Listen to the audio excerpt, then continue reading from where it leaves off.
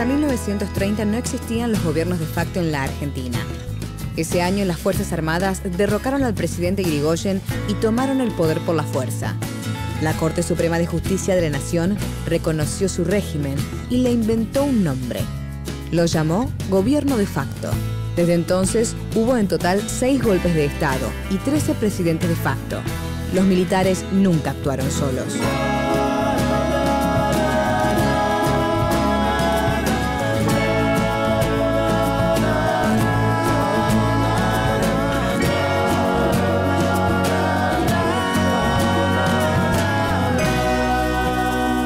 Esta serie cuenta la historia de esos hombres y de las corporaciones que los sostuvieron.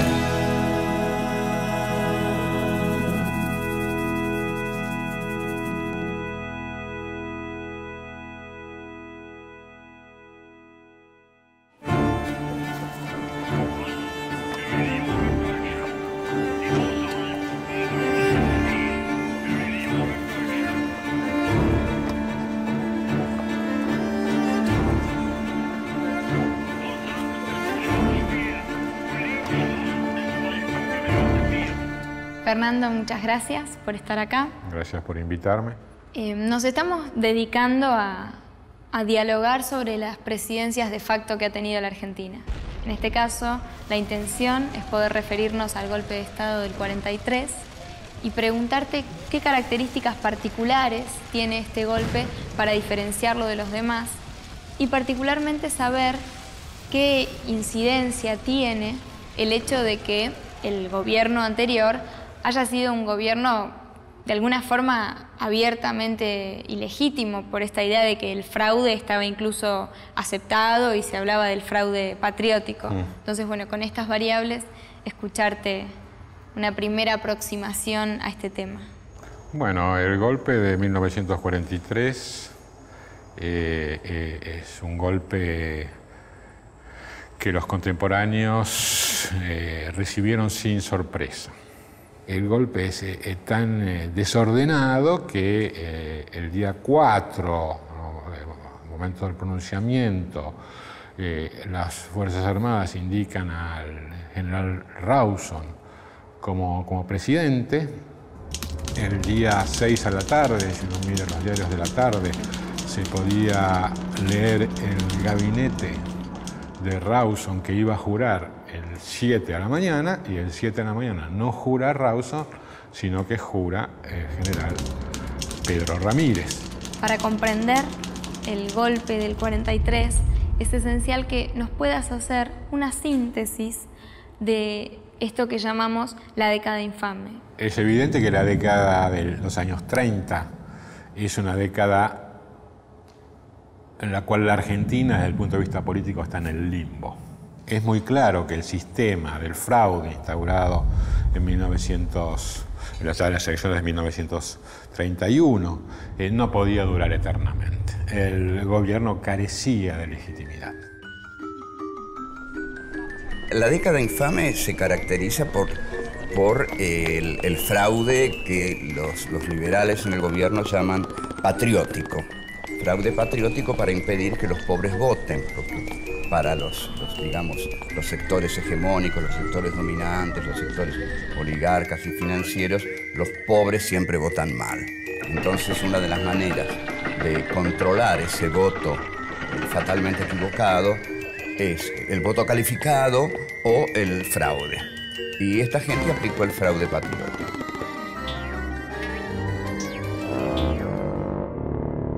¿Y los hechos cómo son? Digo, ¿cómo se da la situación práctica del golpe? La situación práctica obliga a ir un poquito más atrás.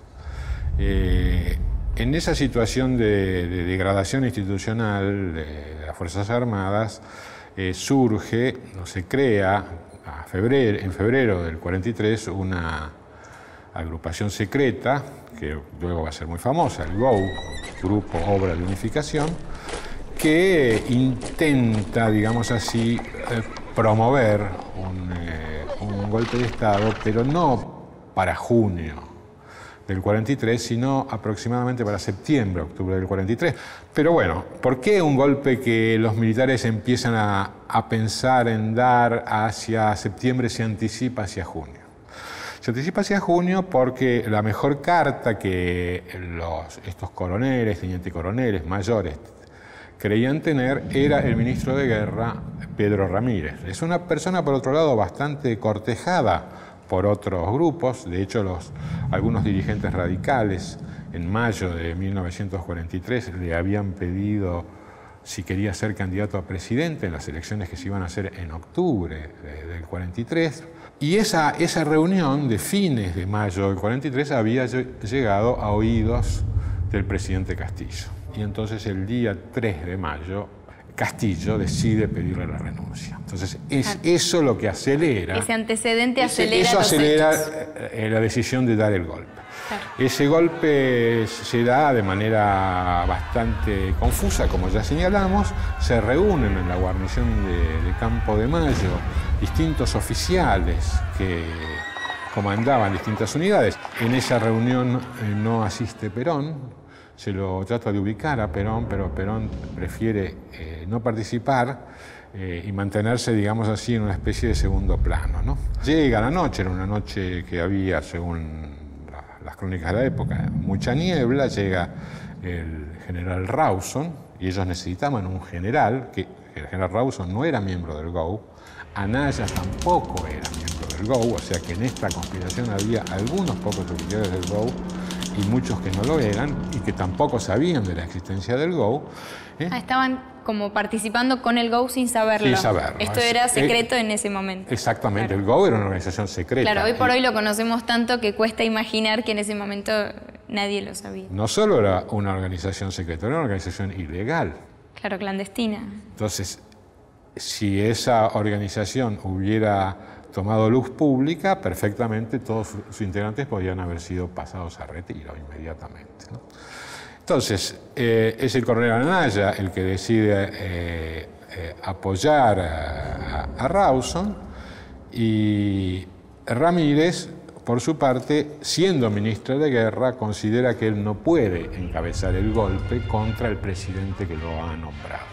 Pero él no había renunciado cuando le piden la renuncia. Le piden la renuncia, pero no se llega a efectivizar la renuncia, porque cuando él es citado en la Casa de Gobierno para presentar su renuncia, Castillo toma conocimiento de lo que está ocurriendo en Campo de Mayo y le ordena a Ramírez ir a contener ese movimiento. Ramírez no lo hace, y entonces va a ser el 4 a la mañana cuando Castillo va a tratar de exigir la renuncia de Ramírez como ministro de Guerra, pero ya las tropas han salido de Campo de Mayo, unos 10.000 hombres. 10.000 hombres. Era una fuerza mucho más considerable que la del 30. Y Rawson no va a llegar a jurar, no va a llegar a asumir como presidente. ¿Por qué se da entonces este cambio, este giro, y quien asume es Ramírez? El tema es que Rawson, que de algún modo era un conservador, se había reunido en la noche del 4 en el Jockey Club, del cual era miembro, con algunos amigos, y había ofrecido una serie de carteras, entre ellas algunas figuras que aparecían muy asociadas con la década del 30. Entonces, al día siguiente, los militares, sobre todo el coronel Anaya, hicieron un planteo, y ese planteo era que él cambiase el gabinete. Rawson se negó y presentó su renuncia. Y entonces esto lleva a la presidencia a, como se lo llamaban sus camaradas, a Palito, porque era delgado, era muy magro, Palito Ramírez, ¿no? ¿Y este gobierno de Ramírez, qué características va a tener? Bueno, el gobierno de Ramírez es un caos también. Veamos lo siguiente. Ramírez, que era un militar relativamente prestigioso entre sus compañeros de armas, Ramírez era oficial de caballería, lo que ya es toda una indicación, ¿no? Porque, digamos así, en un ejército que estaba muy mayoritariamente compuesto por hijos de inmigrantes y pertenecientes a, digamos así, a sectores de clase media, Ramírez estaba en aquella parte del ejército donde todavía existían algunas familias tradicionales. Su padre había sido una figura relativamente relevante en La Paz, que es el lugar en Entre Ríos donde él nació, había sido jefe departamental, era un estanciero. Y Ramírez había tenido algunos encargos prestigiosos en el exterior, siendo muy joven, entre 1911 y 1913 había estado en Alemania. Luego había participado del golpe del 30 dentro de la fracción uriburista. Eso lo había llevado a luego, digamos así, como premio a Italia. Había estado en misión en Italia en 1932. Entonces, estas cosas que para los militares daban cierto prestigio, como eran las misiones en el extranjero, pertenecer a una familia, digamos así, no una familia de la élite, pero una familia tradicional, hacían al capital que tenía Ramírez, que era además un hombre relativamente poco conversador, silencioso, y se suponía, cosa que los acontecimientos van a revelar que no era así, que era una persona enérgica y decidida. Entonces es muy curioso que este golpe militar y que este primer gabinete de Ramírez, que es un gabinete muy dividido entre ministros que son partidarios del eje y ministros que son aliadófilos, no tuviesen bien en claro cuál era el contexto en el cual este golpe se producía. Porque si nosotros miramos el gobierno de Ramírez desde junio del 43 hasta febrero del 44, él delega el poder el 26 de febrero, renuncia el 9 de marzo. Si miramos ese lapso, vemos que el gobierno va claramente hacia la derecha, va claramente hacia una posición filoeje y en el contexto interno a una posición en la cual los sectores nacionalistas y católicos toman preponderancia. Pero si miramos la situación internacional, el año 43 está marcando muy claramente que Alemania está perdiendo la guerra. Probablemente en ese lapso de 8 meses, más o menos, que es el gobierno de Ramírez, hubo más ministros que en cualquier otro periodo equivalente de la historia argentina. Claro, sí. Y esto tenía que ver con, efectivamente, luchas que ya no eran solo entre aliadófilos y germanófilos. Eran también entre aquellos que estaban con el GO y aquellos que estaban contra el GO. Ramírez se ve obligado a romper las relaciones con el eje, principios del 44. Y la ruptura de las relaciones con el eje inmediatamente le enajena el apoyo de buena parte de las Fuerzas Armadas, que lo van a empujar a renunciar. Fernando, muchas gracias. Gracias a vos.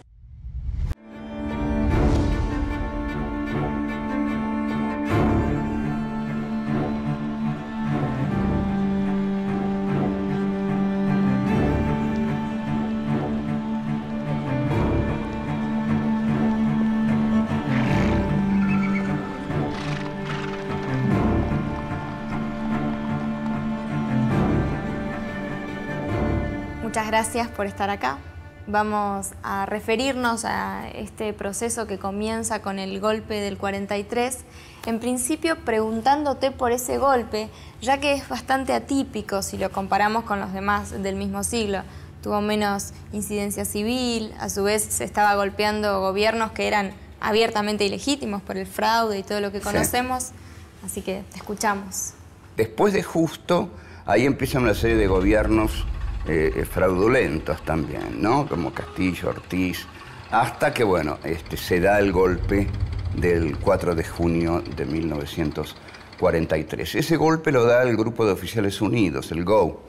En ese grupo se destaca ya Juan Domingo Perón, y Farrell llega a la presidencia y le da a Perón los puestos de vicepresidente, ministro de Trabajo, y Perón mantiene la secretaría.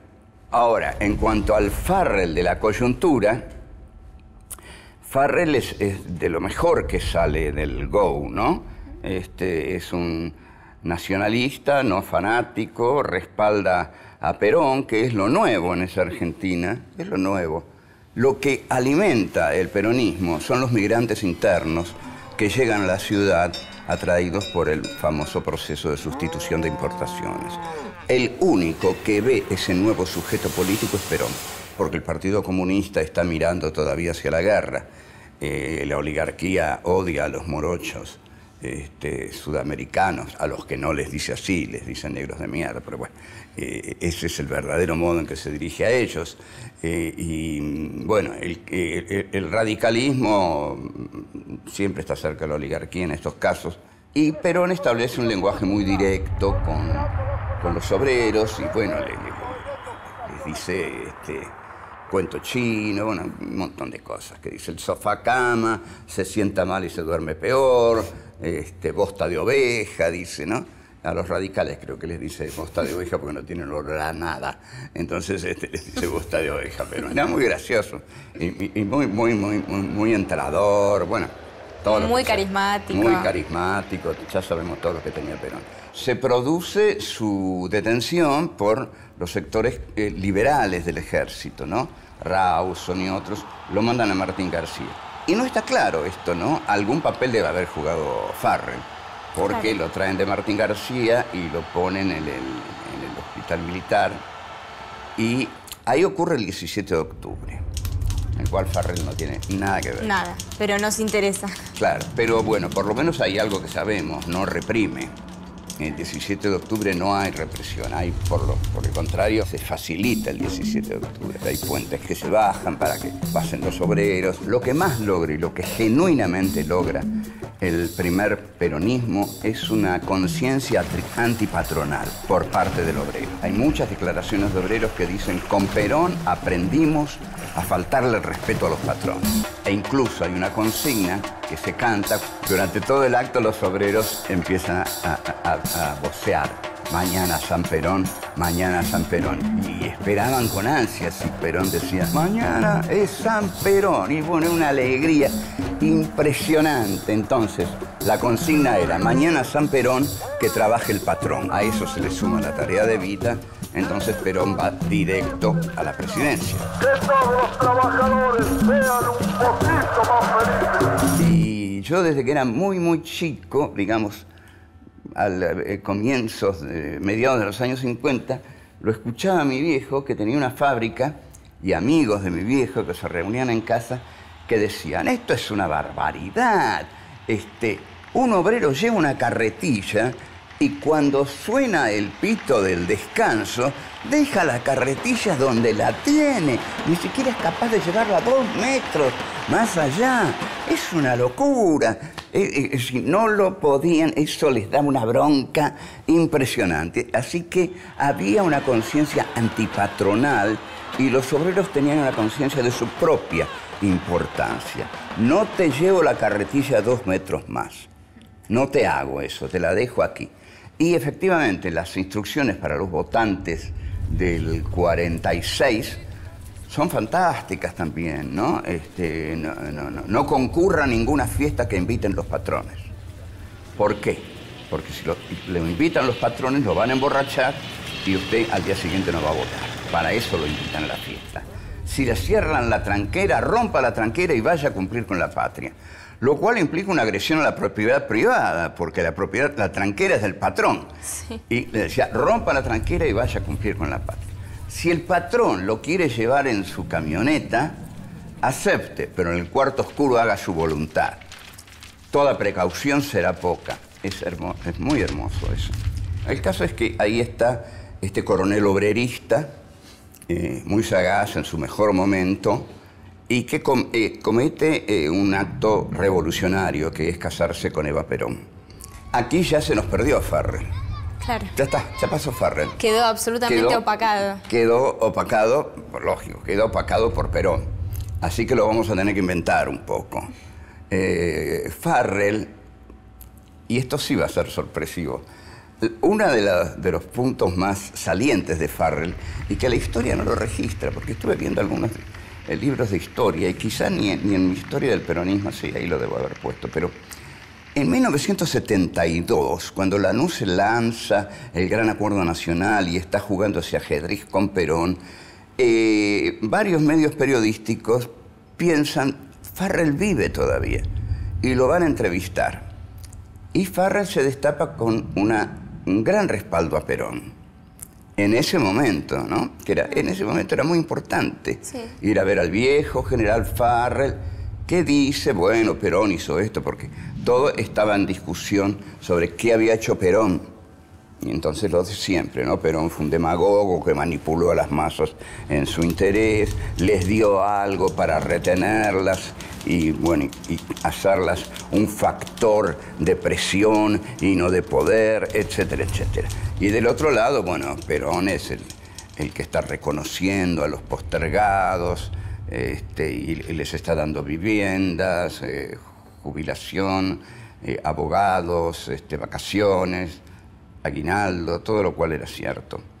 Entonces, como se está discutiendo esa etapa, en el 72, irlo a ver al general Farrell, era interesante, porque Farrell era un testigo de la época. Y ahí Farrell le da una gran mano a Perón, porque justamente en ese momento declara a favor de Perón. Y bueno, entonces ahí tenemos un Farrell... Un dato notable. Un dato notable de Farrell, que nadie creo que conoce. Estábamos hablando de cómo los humildes, los pobres, amaron, por supuesto, a Perón y entendieron ese lenguaje. Y tenemos a Eva ahí atrás nuestro, así que bueno, quiero que nos dediquemos a ella. Evita es el alma de ese primer peronismo. El alma totalmente, es el ritmo, la pasión, una mujer muy pasional, no sé hasta qué punto privaba tanto en ella la pasión sobre las decisiones frías, ¿no? Quería enormemente, bueno, ¿por qué quería Evita a la clase obrera? Porque la clase obrera es una clase bastarda. La clase obrera es una clase denigrada, insultada, no recibida por los factores de poder, y a Evita le pasaba lo mismo. Entonces Evita encuentra en la clase obrera a sus compañeros de causa, y de destino y de vida, y se entrega a ellos. Hay yo tengo toda una teoría ontológica sobre Evita. Evita, que está también en el Saint-Genet, comediante y mártir de Sartre, en el cual libro en el cual Sartre desarrolla la teoría del bastardo. El bastardo no es. El bastardo viene al mundo y no tiene nada, no tiene linaje, no tiene nada. Todo lo contrario del rico, del oligarca, que tiene un linaje, ¿no? Un nombre. Un nombre y toda una enorme, genealogía de parientes detrás que culminan seguramente en algún guerrero de la independencia, etcétera, etcétera. Por eso hay una frase que también pongo en Eva Perón, en la cual el personaje que hace Inés Esteves le dice, no, lo pongo en Ay Juancito, fíjate vos, ¿no? En Ay Juancito. Juancito le dice, mira, todos esos campos me los compré.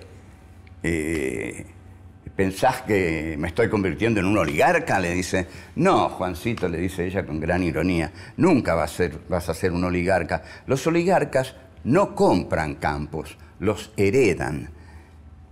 Lo cual es totalmente cierto. Heredar los campos es el linaje. Uno sabe de dónde viene, tiene un ser. En cambio, el bastardo no tiene un ser, tiene que hacerse. Y Evita empieza a inventarse a sí misma. Tiene que inventarse a sí misma para darse el ser. Entonces, en esto, para ella, lo de la vicepresidencia es fundamental. Ser la vicepresidenta de la República va a ser, finalmente, ser algo. Algo que ya había comenzado a hacer al ganar el amor de los pobres.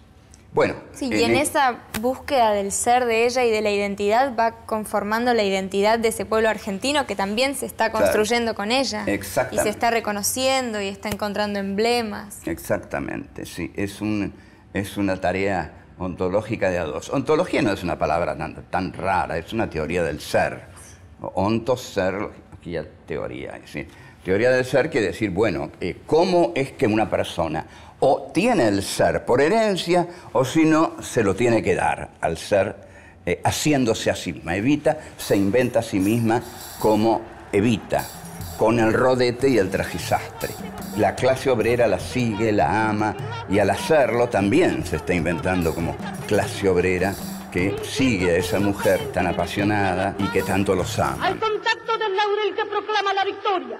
Ese amor de Evita hacia la clase obrera constituye a la clase obrera también. En ese amor se reconocen y encuentran, al ser reconocidos, encuentran un ser también, ¿no?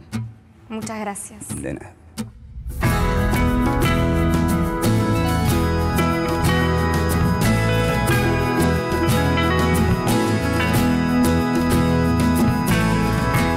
No queda mucho que decir, mas queda mucho por hacer en esta casa nuestra. Primero dejar de matar, segundo dejar de mentir, y por algo se empieza. Y el viento del sur nos hará temblar, y las ventanas del frente se abrirán y la ciudad será un poco nuestra. Y las ventanas del frente se abrirán y la ciudad será un poco nuestra. El cielo nos verá baldear, el patio y las plantas regar.